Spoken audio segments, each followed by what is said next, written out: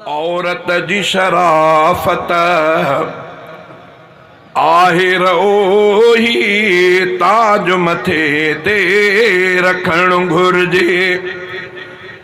औरत जी शराफत आहिर ओही ताज मथे ते रखण घुर्जे। कुरान हुक्म क्यो पर्दे जो, कुरान हुक्म क्यो पर्दे जो, लाज़िम आ हुक्म ही मञण घुर्जे। न्याणिन जे मथन ते अरबी नबी खुद चादर पंहिंजी पाक रखी। न्याणिन जे मथन ते अरबी नबी खुद चादर पंहिंजी पाक रखी।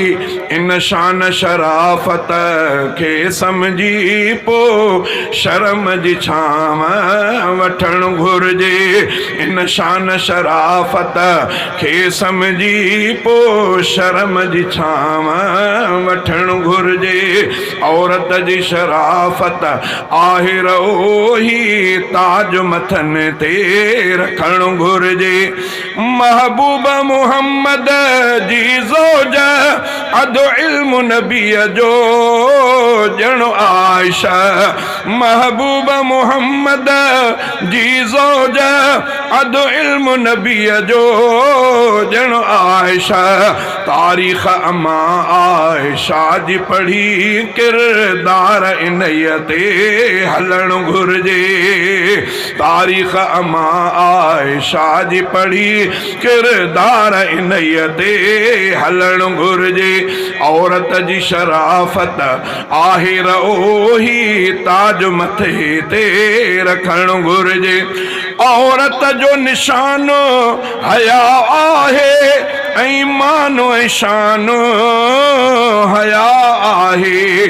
औरत जो निशानो हया आहे ऐं मानो ऐं शानो हया आहे।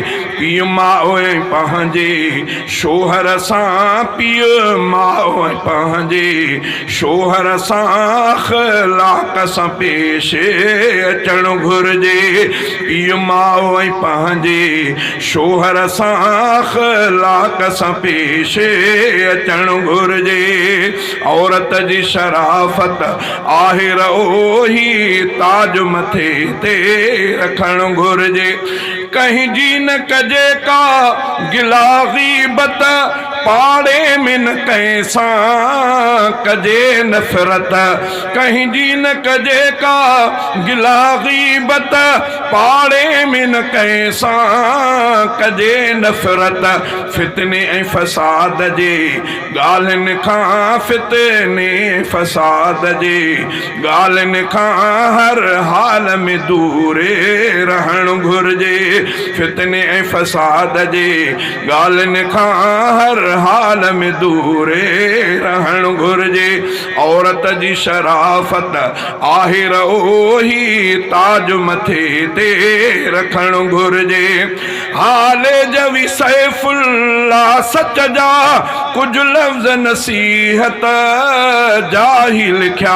हाले जवी सैफुल्ला सच जा कुछ लफ्ज़ नसीहत जा ही लिखिया। हिन शेर हकीकत वारे खे, हिन शेर हकीकत वारे खे कुछ गौर फ़िक्र सां ॿुधण घुर्जे। औरत जी शराफत आहिर ओही ताज मथे ते रखण घुर्जे। कुरान हुक्म क्यो पर्दे जो, लाज़िम आ हुक्म ही मञण घुर्जे।